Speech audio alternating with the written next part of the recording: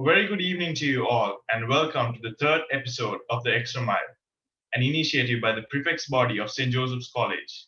My name is Shannon De Silva, and I will be your host for today's program. Today, I have with me an exceptional individual. He captained the junior and senior basketball teams in college. He was the vice captain of the swimming team in 2012. He was the deputy head prefect in college, and he represented Sri Lanka in many international tournaments and was also the Player of the Year in 2015. He is none other than Praneeth Udumalagala. Good evening, Praneeth, and welcome to the show. Hope you are having a wonderful day and hope that you've been in good health given the current situation. Hi, Shannon. Thank you so much for you and for the prefects batch of St. Joseph's College for having me. Thank you so much, and I'm well, and I hope all you guys are well as well. Yes, we are. So before we start off with our session, I would like to specially thank you on behalf of the prefect's body and the Josephian family for joining here with us today and for making the time for us regardless of your busy schedule. And I would like to say that we really appreciate it. Thank you. All right, then. Let's jump right into it, shall we? Yes, let's do it. So, Pranita, you have spent 14 years in college, and I'm pretty sure some of your fondest memories as a student must be flooding in right now. Could you speak on a few of them? Oh, there's so many, to be honest. I'll just briefly touch, or rather, I'll just skim through it because we got so much questions that we need to talk about. I would say there's different times of the year, obviously, like sports meet, and then you got the swimming sports meet separately. You got the big match. Each and every one of those, and you got swimming meets separately, basketball matches separately. We travel. I think the most fun memories are when we travel, especially with my friends or rather my teammates. When we go to Kandy for swimming short course championships, or when we go for I remember going to Gaul and Kandy for basketball championships where we stay overnight. And then, I'm pretty sure most of the sportsmen can relate. When you stay overnight for a couple of days with your teammates, you do so many things, and it's nothing but fun. And it's even sweeter when you are able to reach to your goal and win the tournament or win the games and stuff like that. Apart from that, sports meet time, it's die hard Kudet fan. So go Kudet, running for events and organizing things, bunking classes, lying to the teachers. So many memories, bro. Yeah, so good times, isn't it, Pranita? Absolutely. So, Pranita, you are well known for your exceptional basketball skills and talent. So, what got you into playing basketball, and what were your early days as a basketball player in college like? How I got into basketball is, Shannon, I started off with swimming. I went for swimming after school when I was in grade 1. And then my coach is still the coach, Ruan sir. Ruan sir moved me up to the squad in grade 2. And up till grade 4, I was doing only swimming when the seniors in school, under 19 players, used to come to our primary classes and says, මල්ලි දැන් basketball අලුත් batch එකක් ගන්නවා කැමති කට්ටිය නම් දෙන්න. So I went home and I spoke to my mom and my dad, and then told them, basketball is happening, and all my friends signed up, so I also want to sign up because my batch was around, I think 40-50 people just joined for the first week. And since all the friends are there, I thought of joining. And then my dad was like, because I was already very good in swimming by then. And then my dad said, basketball and swimming goes hand in hand. So yes, most definitely just do it. It'll be good for you and it'll be fun. And, it's sports after all. So that's how I got into basketball. Right. We got into basketball, and you know how it is at 2:30 in the afternoon. It's so hot, and we used to just run around. We're not really play basketball. And then after a couple of weeks, you find yourself in a situation where there's only like 10 of you left and everybody else has just That's left. true. It's too hot, it's too humid, vaturane, and all that stuff. And then just like that, I saw the seniors playing, and then I slowly fell in love with the game. And here am I now, living it up. All right. So Pranitha, we all know that you achieved great heights in the field of basketball. What really motivated you to push yourself up through to the higher ranks? I would say, I think it's a fitting question for our topic today as well. It all comes down to the mindset. I think I'm very competitive in nature, right? I mean, if you ask my parents, if you ask my wife, if you ask my friends, uh, you play cards, I want to win. You play Uno, you play Monopoly, you play anything, I want to win. So being competitive naturally, I had a mindset of, what I want to be the best in whatever I do. So just like that in swimming, I got the chance to win many medals and championships and swimming meets and locally and internationally. So same thing, same mindset going into basketball as well. So when I picked up the ball and when I made with the team, when I became the under 13 captain, my only goal was to win. I want to win every game we play. I want to win the tournaments. So slowly the mindset was, what, let me win this under 13 match. Let me win the next match. Let me win the tournament and then go on next one under 15. Likewise, I ended up, just through that competitive nature, I just ended up, working really, really hard to achieve one goal at a time. That's awesome. So, Pranitha, could you take us through your senior years as a basketball player in college? What were some of the best moments that you had as a senior player?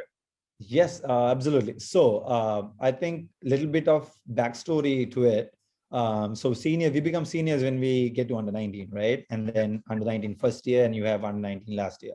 So my batch, we won the under 13 championship, under 15 championship, and then under 17. Yeah, I mean, for who's familiar with basketball knows what the zoners and the all islands are. Yeah.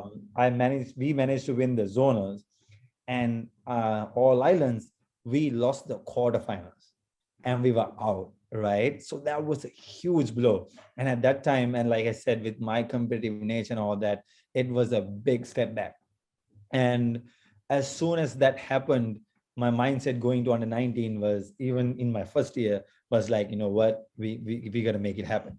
And when it came to my final year at under 19, it was, like war, basically. It was like, what, we got to make this right. We got to go out with a good tone. And so under 19, my last year was, how do I say, nothing but good memories, and we were a strong team. Shout out to my teammates. If I go down the line, Johan Kaiser, who's a monumental part of our team. He was 6'4", 100 kgs. He'll bulldoze anybody on the court. And then Sangeet Suryagay, lockdown defense. You tell him what needs to be done, he'll do it. And then the youngsters, So the final year was more about us getting better and then grooming our youngsters to be on the same page as we are, for us to win a championship, because it's a team sport and everybody has to be in the same page. So school finishes at 1:30, we go have our lunch, we hit the court by 3 o'clock, and till 6:30 we just train and play and just ready to compete. So the whole year was just training and getting ready. Right, that's nice to hear. So, Pranitha, you were the captain of the college basketball team in multiple occasions, like you said just now. So, as a captain, what are the lessons that you've learned, and what advice can you give such young sportsmen who are taking the role of becoming a leader in their respective sport and team? Absolutely. Good question. So being a captain is basically you're a leader, right? And being a captain in the basketball team, you can relate yourself being a leader in any situation. Be a prefect, be a monitor, go outside to the real world. You become a PA or a boss or a manager or whatever. I think it's the same concepts that you can adapt to. I think the most important part is for you to be able to relate where the others are coming from, right? You should be able to fit into their shoes, right? You can't see that's actually hard. And it was hard for me because my competitive mindset is not the same for others, right? For me, I'm so competitive, like I'm very hard on myself in practice. And I cannot necessarily have the same mindset on others. Their goals, their individual goals might be different. So as a leader, you should be able to know what you need to do to get others on the same page as you, because the secret of winning in any team effort is everybody giving their 100% to the same cause. Say if you in basketball, like you asked me, we want to win a championship. So we got the final year ones, we got the first year under 19s, we got last year under 17s, maybe a few first year under 17s, real youngsters, right? You have to get everybody together in different ways, can be different tactics. One day it might be just really shouting at them and getting things done. Another day can be something really motivative that you got to say. So I think the overall answer for that question is that you should be able to understand and relate to everybody and what situation they're coming from, and use different tools to get everybody on the same page and make sure you get there 100%. Right. That's a really good, valuable piece of advice right there. So while being the captain of the basketball team, you also managed to obtain two A's and one B for advanced level examination. Yes. Could you tell us what your experience was like when it came to your A levels? Absolutely. So I'm definitely not gonna say, class DNA, TV Belua. That's of course, I cannot relate to that because I'll be honest, in my under 19 last year, when it got done, I clearly remember because in my A level year, I once we finished my under 19s, I if I'm not mistaken, well, I might be wrong. I went on two national tours, and then I did skip two national tours. So one was to Korea, and the other one was the World Championships to Russia. So those two tours came very close to A levels, and even my parents were like, you know what, probably you have to skip because you got A levels. So there, I think the real success factor that came to me was I prioritized and I saw what's coming to me. So because I didn't stop any basketball practices, right? I didn't stop basketball overall, or I didn't skip games. I was there for every practice. I played all the games. We won all the championships, and I went on two national tours. And when I got done with that, I knew how behind I am in my academics. So it was around 3 month time period where I went all out. So the same mindset of being competitive in the basketball field, I put that into the next challenge. So my goal was like, okay, A levels, right? So the same competitive nature, the same mindset, the same work ethic came into my A levels. And that last 3 months, I really, really, really studied. I mean, I'm talking about coffee, putting my legs on basins to stay woke, like whatever it took, right? Because you gotta do whatever it takes for you to reach your goal. I still remember I had a list, and I wrote it down, that list, and I pasted on my uh, there's a furniture in my room. I paste it there so I can see my set of goals. So when I finished my under 19s, the goals that I had, that set of goals came from O levels as well, right? So for my O levels, it was I have to get minimum 4 years. Physically, I need to have six packs. And then I had in my last year, I want to win all my games as well as all my swimming meets. And I have to take minimum of 2 years for A levels. And the last one in the list was I want to be the sportsman of the year in school. Of course, school and national colors for both sports. So I've become a double colorsman. And then the last one, which is the one that I couldn't achieve, was winning the Sports and Studies Award at Sports and Studies for prize giving. So that was in the list as well, right? So except for the Sports and Studies, I actually didn't get the Sports and Studies. Everything else, I ticked it off. So getting that 2 ways goal, the last 3 months was a full on hectic. Really, I really studied. I put myself into one place, put in hours, and made it happen. And if you really want to do something, if you put your heart and mind into it, you can definitely make it happen. Right. And I think it's really important that the sportsmen have the same mentality that they have on the court with their studies, Absolutely, because absolutely many of them, they do well in their sport, but they're not focused on their studies. true. So that's there. So, so Pranita, when it comes to your schooling life, you certainly had to face many challenges. What kind of challenges did you have to face in your schooling career, Pranita? Number one, I think, is how do I stay consistent, right? I'll give you a rough example of my schedule. So swimming starts at 5:15 in the morning, right? And it goes till 7:15. School starts at 7:30. It goes till 1:30. Basketball starts at 2:30. It's goes till about 6. And then my national practice starts around 7:30, and then it goes till about 9:30. So by the time I get home, um, I had to take the bus.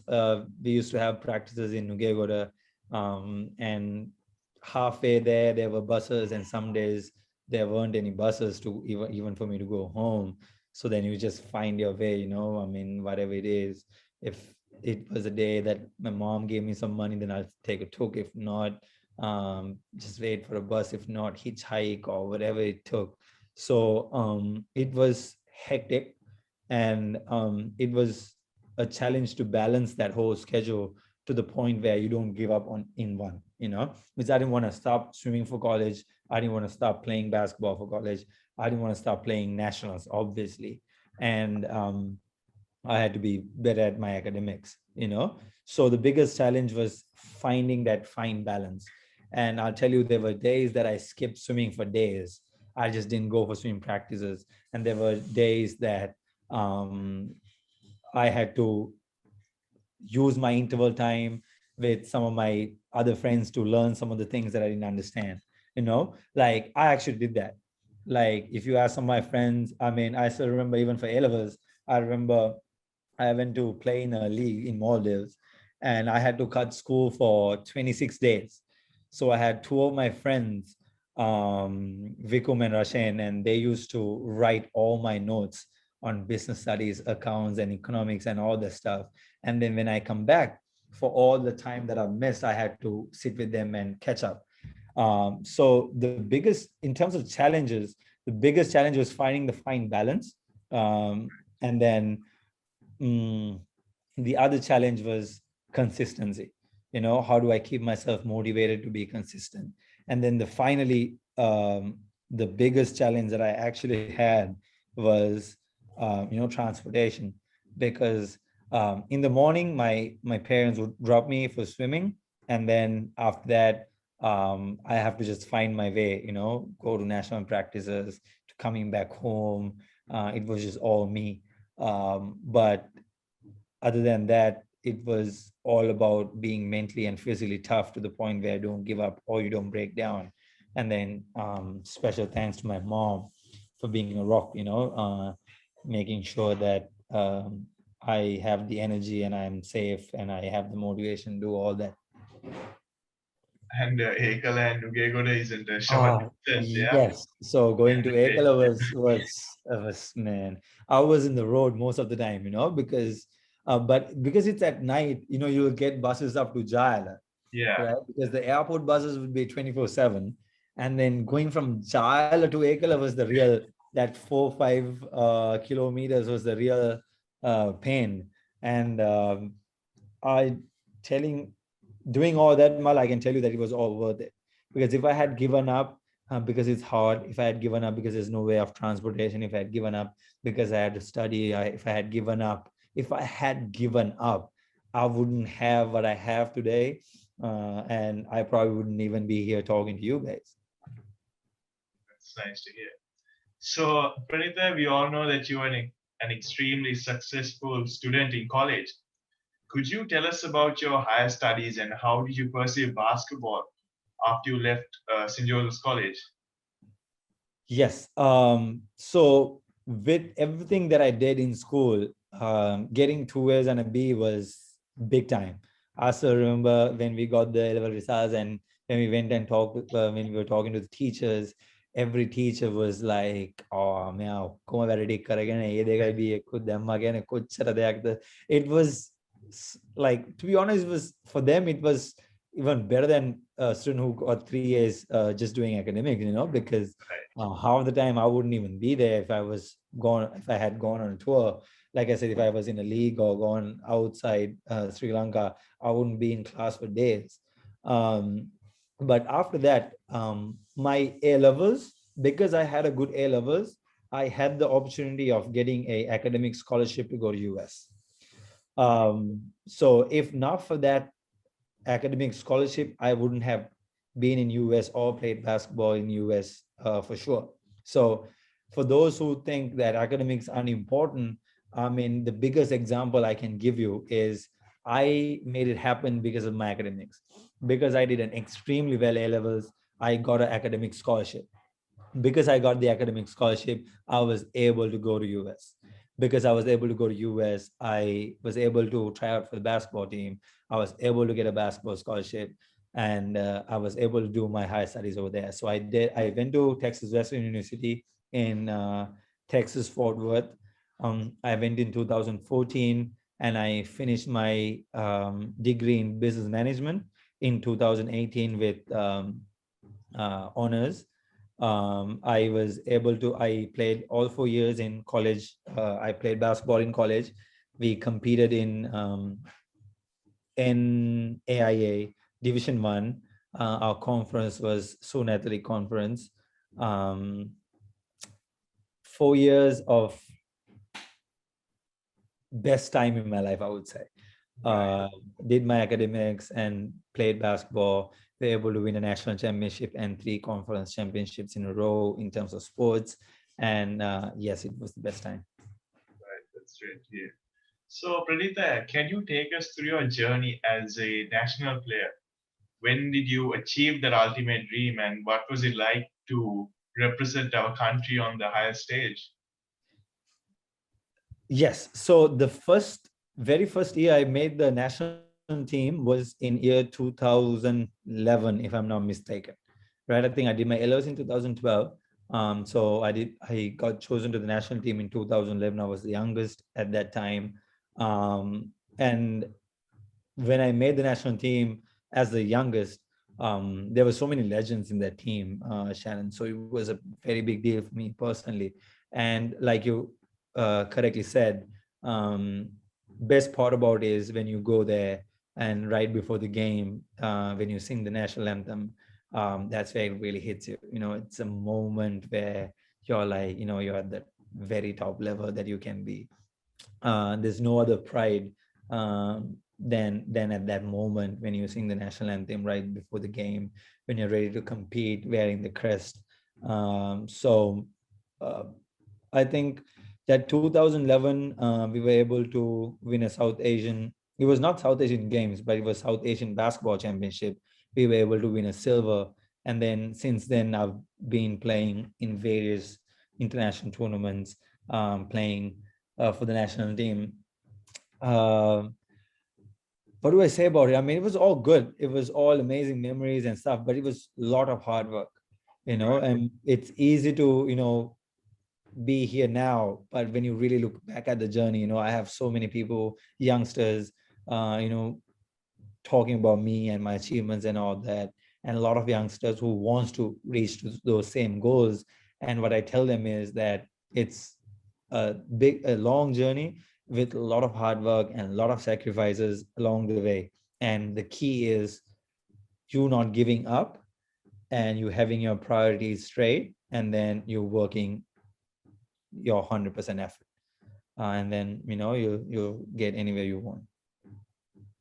Right. So, like you mentioned earlier, wearing the national jersey and being able to represent your country is something that you take great pride in. What Absolutely. would you say is the most dearest moment to you, or rather, your best moments as a national basketball player? Easy. It was the recently concluded South Asian Games that was in 2019 in Nepal. The last time Sri Lanka basketball team has won a South Asian medal in South Asian Games was in year 1991 or two, or three, one of those three, and it was a bronze medal. So it's been, I guess, somewhere close to 26 to 28 years since Sri Lanka basketball national team has won a medal in South Asian Games, and in the history we've only won bronze medals. So our goal, again, here we go. Our goal was to win a silver medal, and the mindset that I spoke to you about from the beginning comes into play. Not just me, every other national player, from the staff to everybody, in the same page, working hard, and the goal was nothing but to win a silver medal. Because one would be like, why not gold? Um, we play every game to win, and gold is the actual goal. But India is a powerhouse in basketball, Right. so because of that, our goal was actually a silver.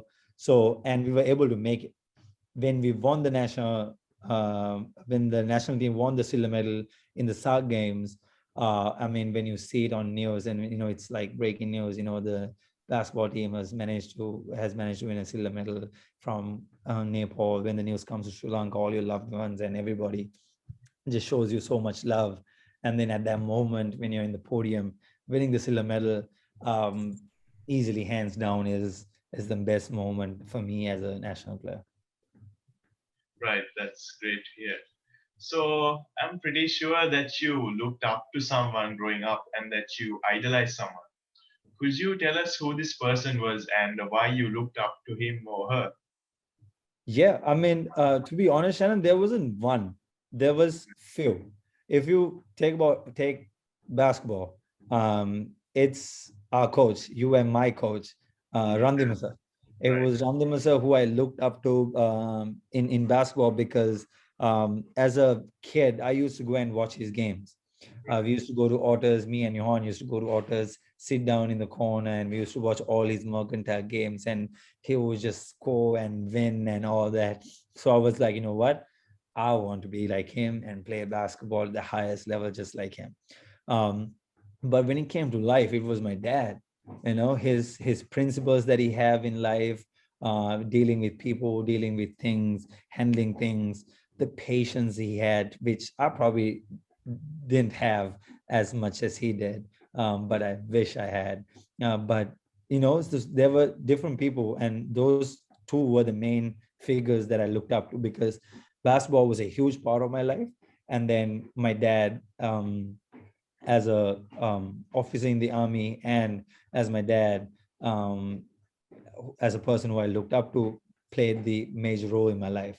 So those two people were the two people that I looked up to, and I took so many lessons from them. There was so many guidance from them. My dad's not there anymore, so Randim's is still there, and even up to date, he would always just guide me through certain things. So those were the two individuals that I looked up to. Yes, that's nice to hear. So, when it came to chasing your dreams of representing Sri Lanka as a national basketball player, I'm quite certain that you had to face many challenges.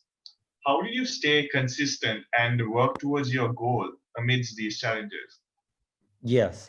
So since I spoke about challenges in earlier of our discussion, Shannon, I'm gonna say a slightly different answer when it comes to the mindset. Like you said, challenges are there in anything we do, right? You talk about studying for maths or science, or being a father, being a husband, playing basketball, playing cricket, swimming. You go to a job, you're a student in college, you name it, there are challenges, right? And then the other part of that question was, how was I consistent? So I'm going to say one of the challenges that I had was when I became one of the best basketball players. How do I stay there? And then how do I find a reason to improve more? How do I find growth? Because you come to a certain level where you feel like you've hit the ceiling, right? At the ceiling, it's very easy to be comfortable, Right. right? For an example, let's say your under 19 basketball team, right? You guys have won a couple of championships growing up, and when you come to your under 19, you can easily be like, you know what, we won the under 17 by margins. This is also just a cakewalk, you know. And then rather than having that mindset, right? How do you go from that to being, you know what, like I want to score every basket that I put, or if you can say, I want to know every single answer to the exam paper that I'm getting for A levels. Like there are going to be certain people, they're like, okay, I'm getting an A for sure, right? For those people, it's easy to get comfortable. Right. The hardest part is finding that mentality. Okay, I'm getting an A, how am I going to get 100 points, right? So for me, I was a very good basketball player, and I've reached to the top. And for me, I want to be consistent. At the same time, I want to be even better. So my mindset was that. My mindset was, individually, I want to just be better every single day. So whatever I've been doing, I continue to do, or more, you know. And something different that I want to do was to be a part of a strength and conditioning program for a longer period of time, right? And that's like, nowadays you guys have it, but back in the day we never had those, right? So for me, apart from the same work ethic that I have with all the commitments, I added a strength and conditioning program into my routine. Now things even got even harder, right? So the question, end of the day, the answer for the question, end of the day, is priorities. And that comes under the mindset, right? It's everything comes down to how badly do you want it, right? You talk about A levels, you talk about career, you talk about sports, you talk about relationships, you talk about being a son, being a best friend, being a dad, being a husband, whatever. How badly do you want it? How badly do you want to be good at it? If you can answer that question with a strong mindset, you're good. I'm telling you, right? Take your prefectship, right? We go from head prefect to deputy head prefect to assistant head prefects to senior prefects. How good do you want to be as an individual? And then how good do you want to be as a group? How good do you want to be as a leader, a deputy or a head prefect or whatever, right? So for anything and everybody, the question is, how badly do you want to be good at something? Right. And depending on how bad you want it comes your work ethic, and depending on your work ethic comes your results. So for me to reach to these heights, you can understand how badly I wanted it. Right. Yes. For me to be consistent, for me to be long term, for me to work hard, I badly wanted those. I wanted to achieve those, and I did it. Right. Right.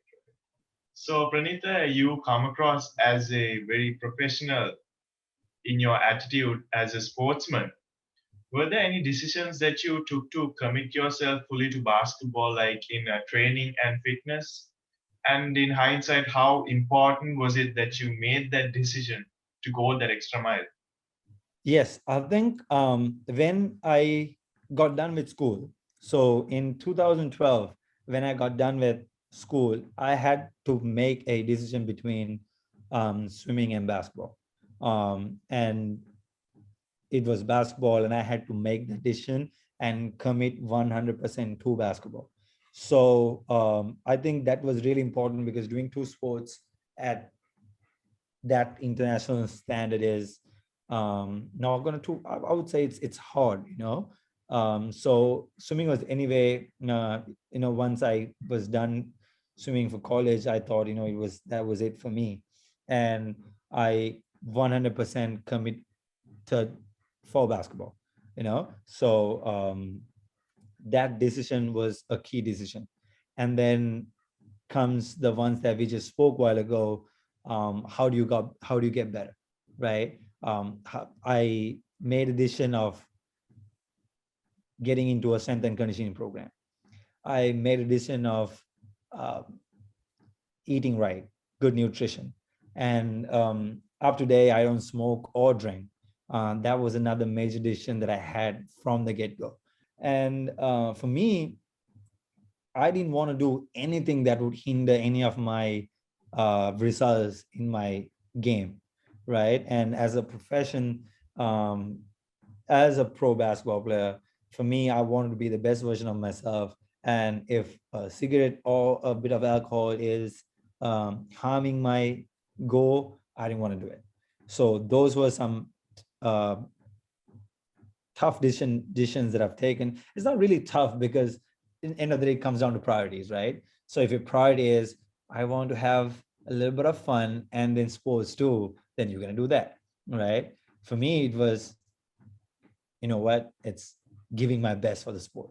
So yeah, that meant taking away other stuff, eating fast food or whatever. I mean, once in a while, it's okay, right, for me, but I don't even like smoke or drink. I've never done it, and I'm not doing it, at least for the foreseeable future, as long as I'm being a professional basketball player.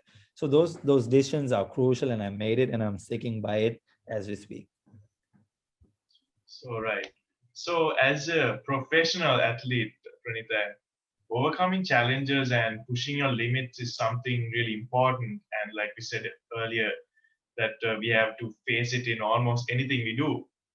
Could you speak to us about the importance of overcoming challenges and pushing your limits in life? Yes.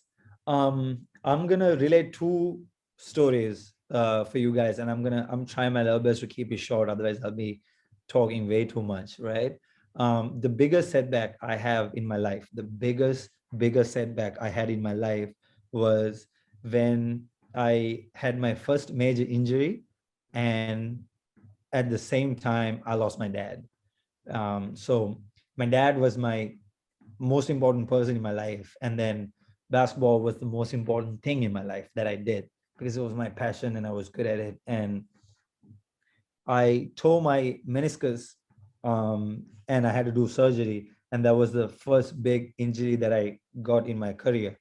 I As soon as that injury happened, and after a couple of days, my dad passed away. And everything in my life at that moment came to a still. Nothing felt like moving, nothing was right, nothing was appealing. And then things, with my dad, I kind of got over it, and then I went and did my surgery, and then I had to really commit myself into recovering and getting back into my sport. So that was a big setback, right? And then I come back to normal, and then things go along. I go to US, I do all these things, and I achieve all these things. And in my fourth year, in college, fourth year was the year that would have really set the tone for me going into professional basketball. Rather than being here to play in Middle East or in Europe or something like that, the last year in college was important.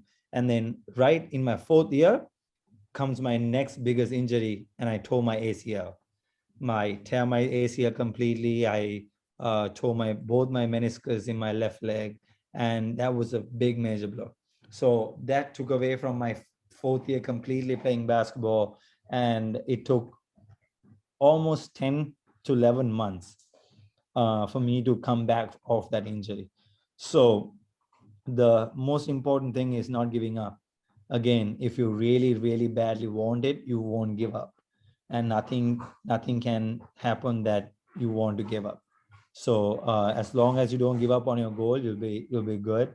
You just continuously work hard towards it, and you'll get there. Right, that's great to hear that you achieved all these things despite all these setbacks.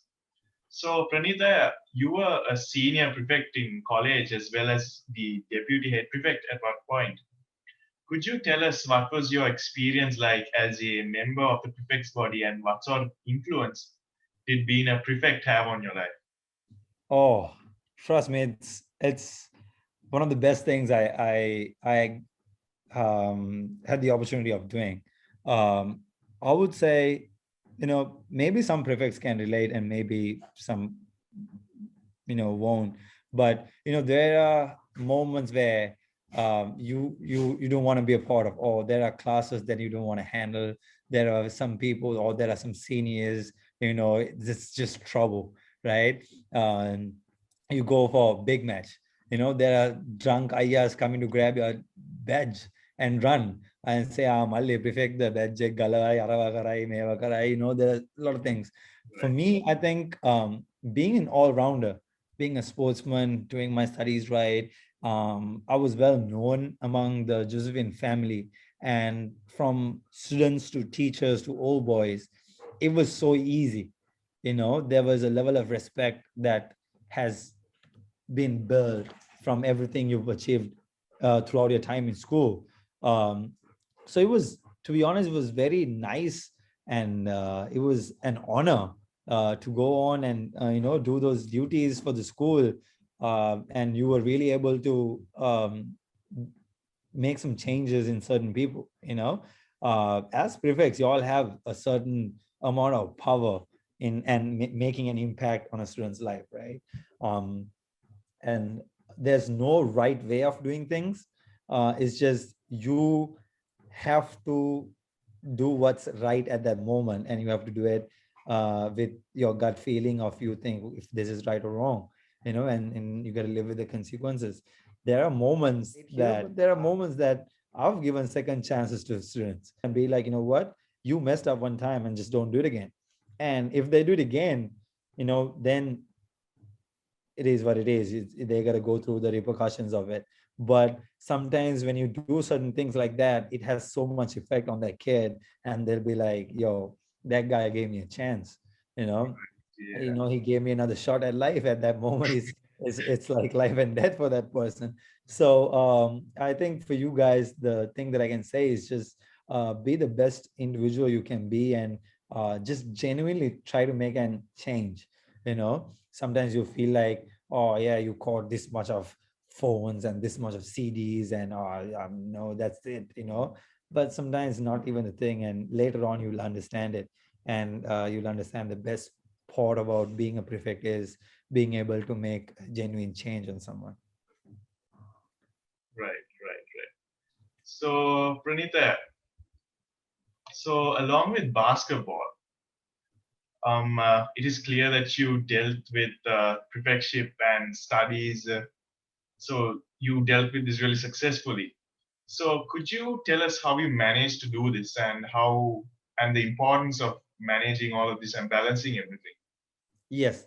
Like I said before, Shannon, I think it's a lot of give and take for each of those things. Like when you do swimming and basketball and studies and national basketball, national swimming and stuff like that. Let's say I'm at a swimming meet that's coming in next week, right? Or it's this week. Then I will have to sacrifice a little bit of basketball training and some classes and stuff like that. When it's basketball time, it's the other way around. I sacrifice some swimming. And when this is academics time, I sacrifice a little bit of both. And when I say sacrifice, I don't mean completely stopping. I definitely don't believe in completely stopping whatever you do and just doing that. Because I see a lot of people, because of A levels, because of O levels, you just completely stop the sport, you just completely stop this, that, and a lot of that to do with parents, I understand. But for me, I have to mention that my parents never ever pressurized me in doing anything. I mean, if parents are listening to this, uh, maybe this will help them out a bit. Um, they they trusted in me of doing the right thing. They trusted in me working hard and achieving my academics. They trusted in me doing my basketball. They trusted in me doing swimming, and because of that, I was able to. I had a national swimming record in under 17. I had a national swimming record in under 19. I swam for South Asian Games, for swimming South Asian Games and water polo championships. I went for basketball nationals, winning, and I got 2 A's and a B, and got academic scholarship. So, I mean, if I can do it, anybody can do it. So it's just a matter of you genuinely have to make an effort.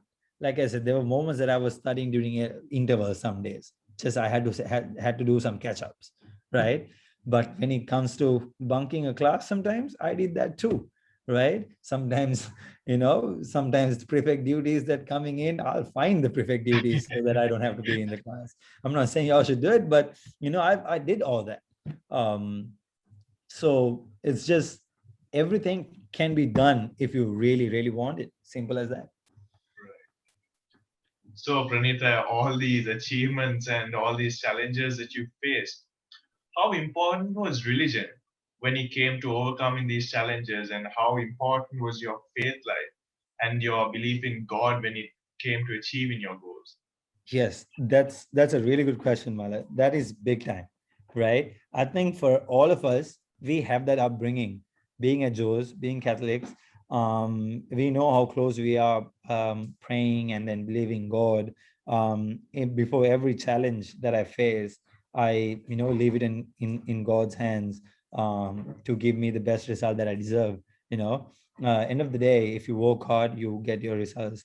But that believe in God, that extra strength, will really go a long way.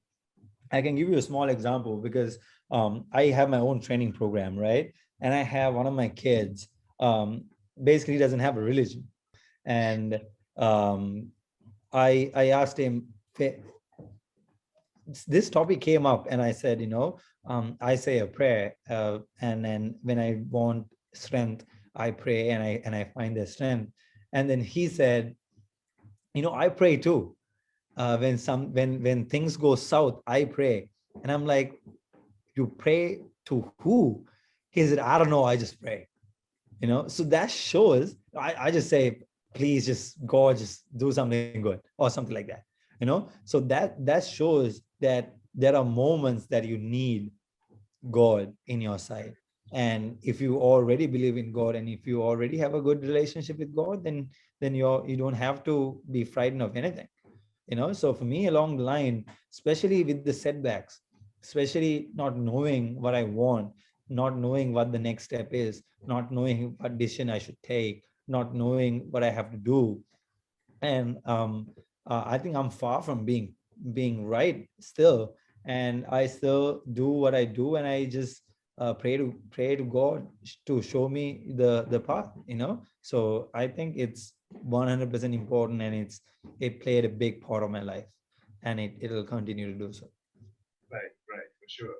So, as Josephians and sportsmen, it is important that we maintain our values, traditions, and as well as our standards.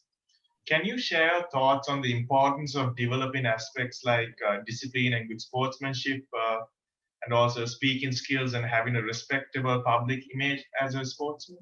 Absolutely. So I must say, Shannon, that we are so lucky to go to St. Joseph's and being a part of the Josephian family, because it gives you the upbringing you need. It gives you the base, it gives you everything you need to be successful in life, right? The faith you get from school, the knowledge, the experience, the upbringing, the recommendations, I mean, basically, if you go out there, you'll see so many Josephians out there killing it in life, in career, in sports. I mean, you name it, right? And there are so many people that comes back and give it back to school. There are people who shares the stories.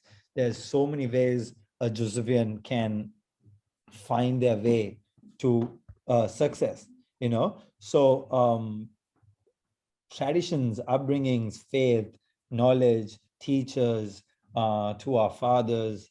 I mean, everything is a big, major, important role in our Josephine upbringing, and you'll really realize it once you step out to the real world, and then you understand how different you are compared to a lot of people, the way you speak, the way you conduct yourself. And when you come across so many people who are Josephians in different stages of life, and you'll be amazed by it.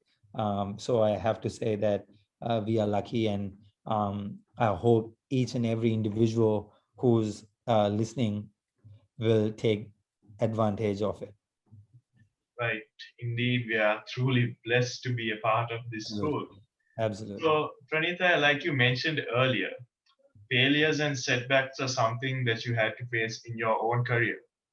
What advice can you give any sportsman who is dealing with failure, or maybe loss of form, not being Yeah. Yeah. selected, or even injuries? Like I said, I'm not going to repeat. And if you're listening, how I've said that different ways of dealing with setbacks, right? But I'm going to say in this scenario, let's say you don't know what you want to do next, right? Because setbacks and failures, I spoke about it a little bit. But for that, let me say, for this question, let me say, in case you don't know what you need in life right now, in case you don't know what your next step is, my biggest mm, advice for you is whatever you are doing right now, just do it right. Do it to your fullest potential. Some people are like, I want to become a doctor, I want to become a lawyer, engineer, whatever, mindset. And there are going to be some people like, what do you want to be in life? Like, I don't know. What do you want to study? I don't know. Right? If that's who you are, if I am relating to you right now, what I can tell you is whatever you are doing at this very situation, by now you guys have chosen a stream and doing A levels, whatever that is, just go all out in there. If you go, whatever you do, you just do it all out, you'll get a path, you'll see something, right? But if you already know your passion, do it. Follow your passion. End of the day, if you're not happy, you're not going to go nowhere. And even if you go somewhere, if you're not happy, it's not going to mean anything, right? So it's slightly a different answer to the question you asked me, but I think because I spoke about setbacks and failures, I would say whatever you're doing right now, just do it for your fullest potential. Right. Actually, I can quite relate to that, and I will really keep that in mind. Okay. So, the next question, this is actually an interesting question, and I'm actually really looking forward to your answer. Yeah. So, what is the best part about being a sportsman? Or rather, what moments do you enjoy the most as a basketball player? Ooh. Um, Let me see. The best part about being a sportsman is the power you have to influence so many people, youngsters to peers to elders. You make so many people proud from your achievements. You make so many people do so many things. You can teach so many things. You can set an example. The fact that you have a stage to influence a vast majority of people, I think is the best part about being a successful sportsman. I think I enjoy that ability of mine because even the fact that I'm a sportsman, I'm a successful sportsman, has given me this opportunity to speak to you guys, right? And I get to say, if you do these things, you will get to your goals. I think that's the biggest and the best feeling. Apart from that, winning a championship and accomplishing those um, higher levels and achievements is quite a feeling, because you worked your whole life, you worked so hard, and when you go to that level, you look back and you be like, what, it was worth it. I mean, in basketball, I have 2 championship rings. I can actually show you as well. I have 2 national championship rings in US, right? Even today, when I look at those, I mean, for those who know, those who watch a little bit of NBA, if you win NBA, you get national championships. So just like that, in college, when you win a national championship, you get a ring. When you look at those rings, when I look at those rings right now, I look back of me in buses, late nights, in fort, in the road, not being able to go home, and this and that, sleepless nights, fitness, running for hours, lifting weights, um, saying no for some good food, and stuff like that. It's all worth it, So, but the best part about being a sportsman is being able to influence so many youngsters and so many people. Right, right. That's nice to hear. So, Pranita, like you mentioned, all of these challenges, they were worth every single bit, and Absolutely. you have learned so much from these challenges, and that these challenges made you the exceptional individual you are today. Yes. Could you emphasize and tell us what are the life lessons that sports has taught you? Oh, I think it's going to be a slightly another repeat answer, but I would say work ethic, the tough mentality, not giving up, right? And patience, teamwork, um, respecting others. And then you also get to learn so many cultures and stuff like that. I think the top three is probably the mindset. You got to have a real tough mentality to be consistent, and not giving up is number two. And then the last one is working really hard, work ethic. You cannot achieve anything in life if you don't work hard. Um, just adding a little bit into this, there are moments where people be like, "You're so lucky." Like I'm not a big fan of that, because I'm a strong believer that you'll only be lucky if you work hard. The hardest working people will be the luckiest. That's something that I believe, and some may not agree, but I think those three are the top three lessons that I learn out of my career. Right. And I think the word lucky makes the word hard work sound cheap. Yeah. Yeah. So, Pranita, with the current situation in the country, we've all met the need to adapt to a system where a lot of activities are taken place through an online platform. How Yes. have you personally adapted to this? Same. So my training program that I do, I have kids training. My assistants run my training program online these days, as we cannot physically do. But basketball is it's really hard to teach online. So it's mainly for the beginners and the kids that we do online. And even my training, I mean, strength and conditioning stuff, I get things from my trainers online, and I do workouts, I send them videos, I get certain things corrected and stuff like that. I think only thing um, that doesn't change is change, right? The world changes, and you have no choice but to adapt yourself to those changes. And if you want to be successful in life, in business, in anything, you gotta change accordingly, and um, that's part of life, and you just gotta adapt with time. Right. So, students have to adapt to the system, to the new system, and like you mentioned, sportsmen too have to adapt to the system where practice sessions are conducted online. But I'm almost certain that this is not an easy task for everyone, and that it could be rather challenging mentally and physically to adapt. What advice would you give someone who is struggling in this way, who is struggling to adapt to the new system? What I say is, your excuse has to be towards achieving your goal. Like I probably didn't say it right. Meaning your excuse shouldn't be I couldn't do it because of this. You have to find the excuse to do it. You know what I mean? It's very easy to say, you know what, everything's online. I don't understand any of it. My exam results are going to be low, right? Basketball's online and I really don't feel like this thing. I can't go to the gym. I really don't feel like working out. um, we don't have classes, there's no tuition, I don't have notes, I don't, the syllabus is not there, this, that. It's easy to give excuses. But if you can find the excuse to make it happen, to achieve your goal, then you're there, right? I think for for that question, I think the answer again comes down to the mindset, right? I mean, for everything, it's all in your head. It's right here. It's between your ears. Whatever you tell yourself, you become what you tell yourself, right? I always tell myself I want to be the best, right? I mean, you played basketball with me a little bit in school here and there, right? So for me, I want to be the best, and I've done so much of things that you probably haven't, right? So there is a gap because I've done so much more.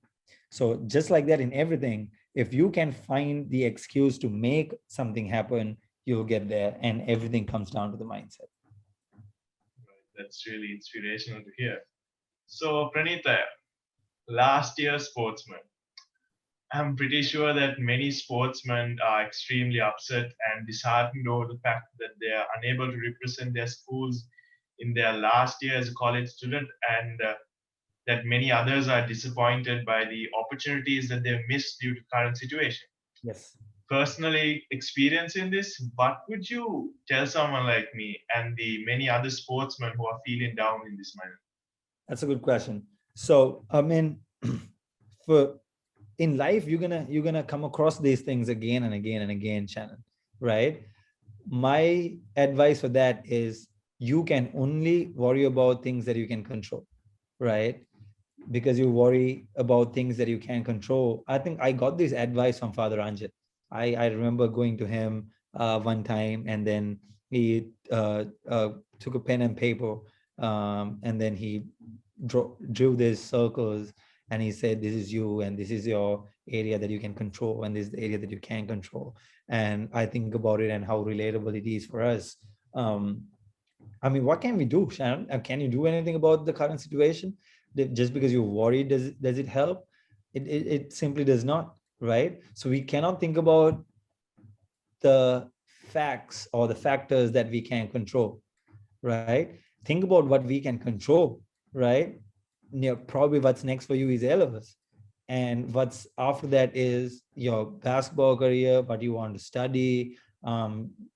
You gotta start preparing yourself mentally and physically and make decisions when time comes, right? What happened, and you can't worry about it. You gotta let go, right? You gotta let go and adapt, let go and adapt, right? Look what's ahead, look what's there for tomorrow, and be ready for it. Because by the time you worry about things that's been past, and now tomorrow comes and you're not ready, you're not prepared for tomorrow. So biggest takeaway is worry about things that you can control, let go of things that you can't control, right? That's the biggest advice that I can give. Right, right. I think many of us needed to hear that. So, Pranita, I think that should bring us to our final question for today's program. And I'm sure most of our viewers have been waiting for you to answer this one. What final advice can you give to all the young Josephians to achieve all their dreams, irrespective of the challenges ahead of them? Yes. I'm going to share two things. One is this quote that I had. Again, I had it written. I had it in my college room. I had it pasted on the wall. It said, God gives his hardest battles to his toughest soldiers. God gives his hardest battles to his toughest soldiers. Um, if you feel like your life is really stuck right now, your opportunities are gone, under 19's gone, A levels are in a mess, this and that, you can relate yourself, right? You have a battle. I want you to understand you are a tough soldier. God chose you to give this battle because you can handle it. I'll live through it. With my two biggest setbacks, I always asked why. After 4 years of living my dream and achieving, and the final last stage of my fourth year, I had to go through a major surgery that took away my career, right? And I'll be like, why me? So if you live by that, you know that you are chosen for it, to fight these battles, and that you can. And the second advice that I give is, I live by these three P's, that my college um, friend, my teammate, his name is Bones. I used to call him Bones. He told me three P's: prayers, patience, positivity. You live by those three. You pray, you have patience, and you stay positive. See how relatable it is for any of these situations. If you're stuck, you pray, you be patient, wait for time, and you be positive. um, I think with those two, you can get over anything in life. And I wish you all the best, and each and every one of you. And let me thank you, and the prefect's body, head prefect, deputies, and the prefect's batch, fathers, for giving me this opportunity to talk to you all. Well, I must say, Pranita, you have been really motivating to, I'm pretty sure, all of us here today, and that it's going to help us, so many of us, in such great way. Well, unfortunately, that brings us to the end of today's program. Thank you, Pranita, once again for joining us.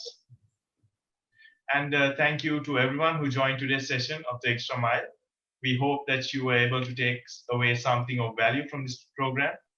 Join us again next week, and together let's all find the strength to go the extra mile and get through this challenge together as one Josephian family. Till then, stay safe and may God bless you all.